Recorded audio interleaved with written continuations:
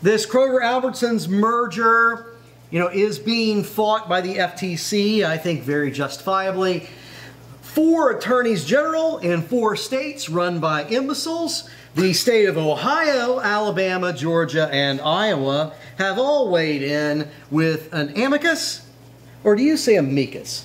Ooh, I would say amicus.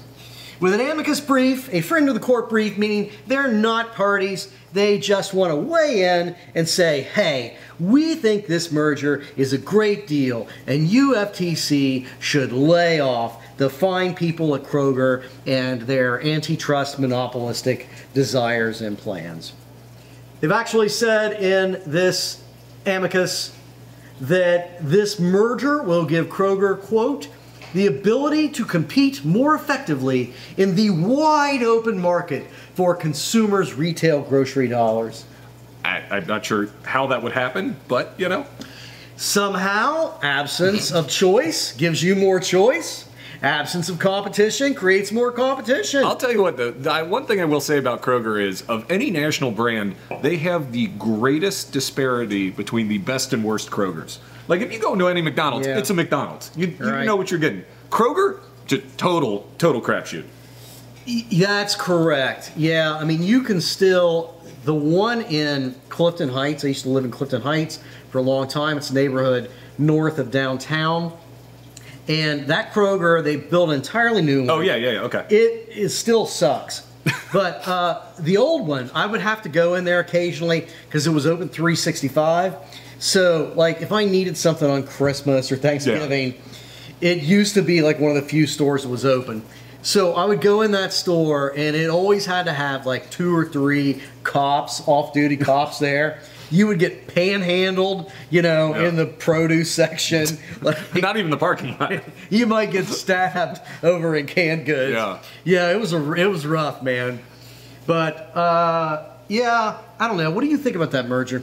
I mean, it really, if you look at, there's 2 different ways to look at it. One is the national picture, which, if you look at the things, they would only control X percent, which doesn't look too bad. But if you look at individual metropolitan areas, some of them, they would just have an overwhelming dominance there. So that is the more concern. It'd be bad for consumers, but it wouldn't be felt evenly across the country. You would have certain areas where it would be much, much worse, and then others where it wouldn't really have much of an effect at all.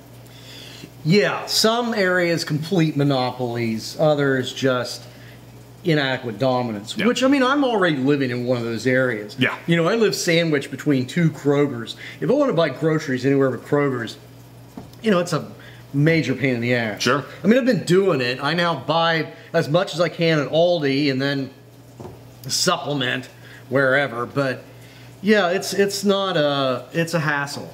First time I went to an Aldi, I was picking up some things for the in-laws and all that, and I didn't know about. So you didn't want to spend that much? Well, no, they told me to go to Aldi's because but they told me to go to Aldi's to get the some kind of chocolate. Anyway, I didn't know that you had to put a quarter in to get your cart. Yeah, and that they didn't give you bags. So I'm walking through the thing with like everything in my arms, looking like an idiot. Everyone's laughing at me. The cashier's like, "First time?" I was like, "How'd you know?" Yeah, I learned both of those lessons the hard way too recently. Yeah, but they do still have human beings working the checkout. Yeah. The prices are good. They don't have everything, but what they have is good. Yeah, they got a good selection of dips.